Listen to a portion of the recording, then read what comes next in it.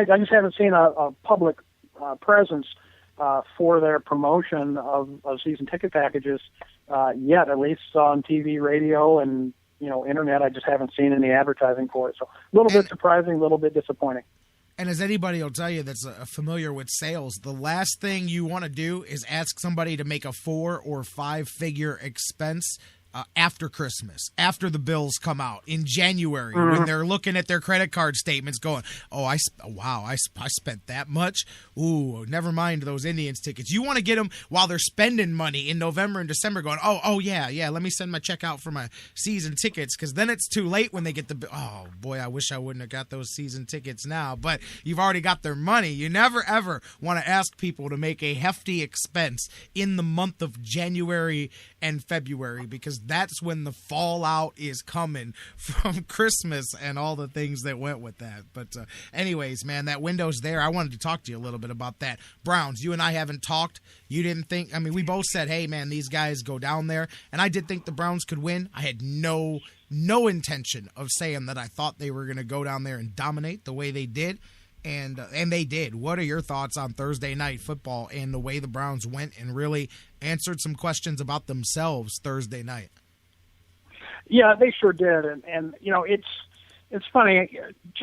We talk about it every week, and John McMullen is a big, advocate of this way of thinking about just the whole week-to-week thing in the NFL, how so much is unpredictable. In fact, it's the fact that the Browns have gone 17 games without winning a road divisional game, and that the Bengals had won. They were undefeated in their last 13 regular season home games. That's almost as much of a reason to think the Browns are going to win as to think they're not going to win. Just like yesterday, there was absolutely no reason that red hot Ben Roethlisberger wasn't just going to beat the New York Jets. And I'm thinking before the game, hey, if we use the opposite philosophy, the George Costanza approach, there's just as good a reason to think that this is a game that the Jets are going to win. And I went into the whole watching the game with that attitude in mind, and sure enough, they just kind of took it to them right from the start, and they confounded Roethlisberger, and they've got a couple tip ball interceptions, and they end up coming away with the win. And you can't be surprised when that stuff happens in the NFL anymore. There's almost no such thing as an upset because it can just happen, and Jacksonville can beat the Browns, and the Seahawks, who were supposed to be unbeatable this year at home, end up losing a couple ball games, and they're just. It's hard to call anything an upset in the NFL just because it is that unpredictable. You just go week to week, and my hat was off to Mike Pettin. As that game progressed, I thought, and you could tell right from the start when the Browns came out very aggressive on offense and throwing the ball around and making use of the weapons that they had. That Mike Pettin had them ready to play, and the whole approach, the whole attitude, the tone of the game, it's set early, and then it carries on through. I just, it's possible after all these years we finally lucked out and got a guy as our head coach, even though he was a no-name, that just has the it factor that can get guys ready to go. You heard, I'm sure, about the Dante Whitner pregame speech, and and how that's what got the defense all fired up. Dante Whitner. Spun his life story and talked about, football's easy compared to the game of life. And here's my tough upbringing in Cleveland with my dad in jail. And went on, and he said he had the team in tears.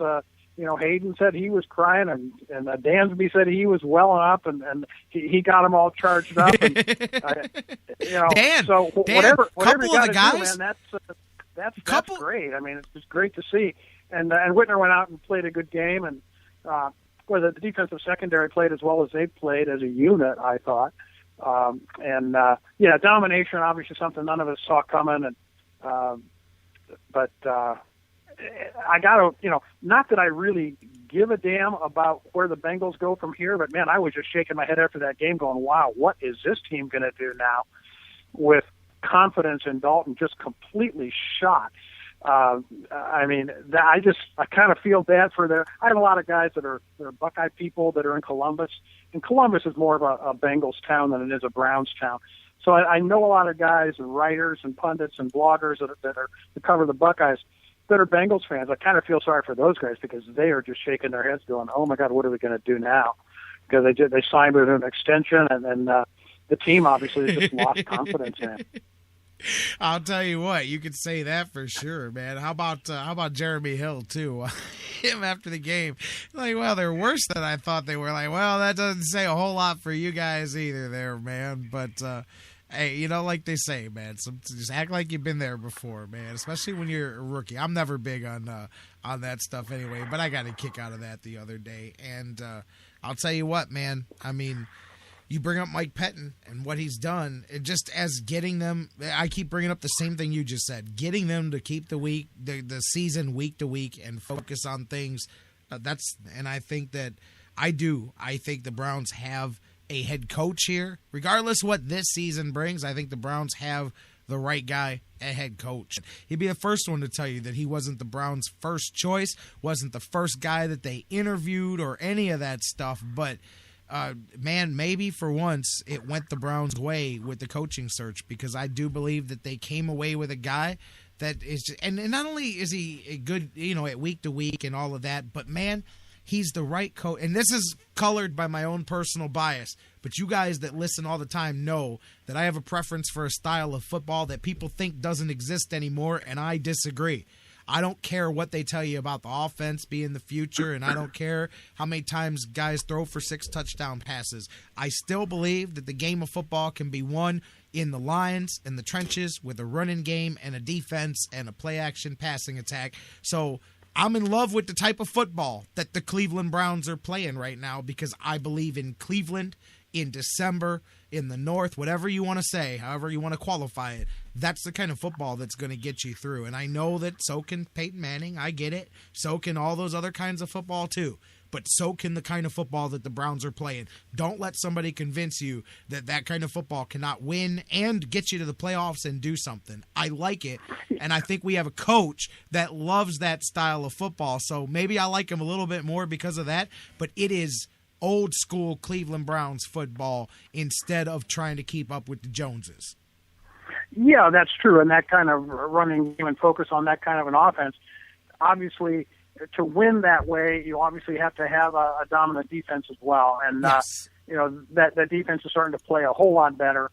I love seeing the three-headed running back. And I remembered your comments from last Wednesday. You're talking about fresh legs in the game, and as soon as Isaiah Crowell came in the game and he's churning and high stepping his way through there, I thought, yeah, J-Rock called that one. He said he wanted some fresh Crowell legs coming into that game, and they didn't bring him in at the beginning. I think third or fourth series, and you know, they used Tate to score the touchdown, and I love the fact that all three of them got a touchdown. All three of them had approximately the same, you know, yards per carry averages, 3.6, 3.8, somewhere in that neighborhood.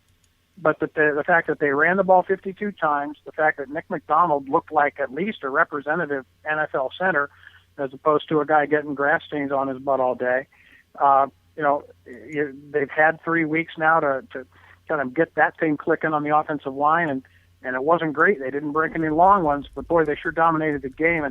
And down the stretch when, you know, when it mattered and when you needed to possess the ball and take time off the clock and basically use the whole third and fourth quarters without letting the Bengals have many opportunities to get back in it, they were able to crank out first downs, and you know, that running game just kept them alive. Plus, you know, Hoyer couldn't have been any more sharp as far as just running the offense and hitting his little short intermediate passing game, and made a couple of, you know, real nice throws. And it was just it was the most complete game certainly that the Browns have played all year.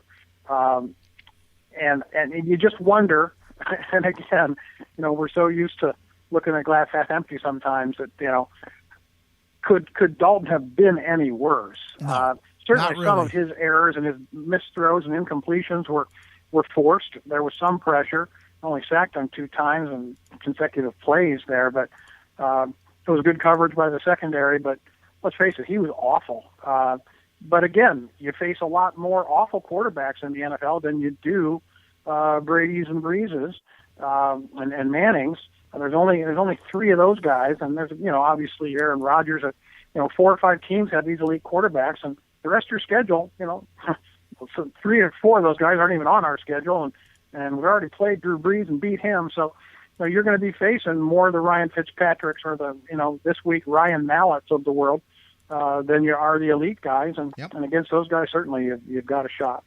I agree with you. I absolutely agree with you. Dalton was terrible. You mentioned the 3 touchdowns, the 3 different running backs. Second time Browns have done that this year. Before that, going all again, everything we've been talking about. Jonathan Knight and I did this the other day, going through kind of the checklist. But we keep going back to 1994. Honestly, this is going to sound like a simple way to wrap it up, but it kind of is. And I think if you listen, Dan, you tell me if you agree. But it's honestly like it took, to me, this long, up until the point we're at now, to fix everything that was damaged when Art Modell announced he was moving the team and then did move the team in 1995. They were torn away, brought back with, we know about the expansion and the garbage and the bad general managers and bad everything for all of these years since then. It's taken this long just to get back to where you were before everything got screwed up back in 1995, because all of these things keep coming back to 94. My point is, last time the Browns had the 3 running backs in a game with a touchdown before this year was 94, when it was touchdown Tommy Vardell, Leroy Horde, and Eric Metcalf, who all scored in the same game for the Browns. So everything keeps going back to 94, to that last team that made a real playoff run before they went all in because they knew they were moving to Baltimore, and everything went down in 1995. Man, it all circles back to there. It's like it took this long just to fix the last 20 years. Yeah, you're right, and it's a shame because we've seen other expansion teams, Jacksonville namely, even Carolina, come into the league, start new teams, and within 3 years they're in the, AFC or NFC championship games and Super Bowls, and combination of things. Obviously, with the Browns, bad luck, but just more, bad ownership and or mismanagement of front office activity and bad drafting and comedy of errors that's produced 15 years of bad football. And yeah, it's a shame that it's taken this long, and it's sobering to come to the realization that it's been 20 years that we've had either no team or bad teams, uncompetitive teams, and makes it all the sweeter, I guess. Even though obviously we're only 9 games in here, and a lot can happen. But there's no game left on the schedule that you're looking at and say the Browns have no shot. Nope. There's not a single one. And there hasn't been a game all year that the Browns haven't been in with an opportunity to win out of the first 9. So I don't see anything changing in the second half, in the last 7 games, to change that. There's no game where we'll be uncompetitive. There's no game where we have no chance. Now, that's not to say we won't get blown out of a game. It could happen, but I don't see that happening with this team. I think the defense is now at a point, improving week by week, where they're going to keep you in most games. And if we can figure out a way to field a punt, J-Rock, I think we might just round out all of our issues. But no, just half kidding on that. But not really. No, you're not. In every ball game the rest of the way. You are not kidding, brother. The punt game doesn't exist. They tried it the other day, and Jim Leonard's out there with that loaf of bread up in the air. I'm like, oh, are you kidding me? But what's the alternative? What they've been doing, which is we just watch the ball and we just all stand around and we just hope it doesn't touch anybody before it goes out of bounds, because nobody's catching it, nobody's running it. We don't want nothing to do with the punt return game. It's amazing. But I'm with you on all of that there. And again, look, they still have to play. They've got 7 games left. They can win all 7. They can lose all 7, just as easily. But like you said, there is not a team left that they can't beat. Obviously, some challenges are going to be bigger than others. That Colts offense is going to be a hell of a challenge.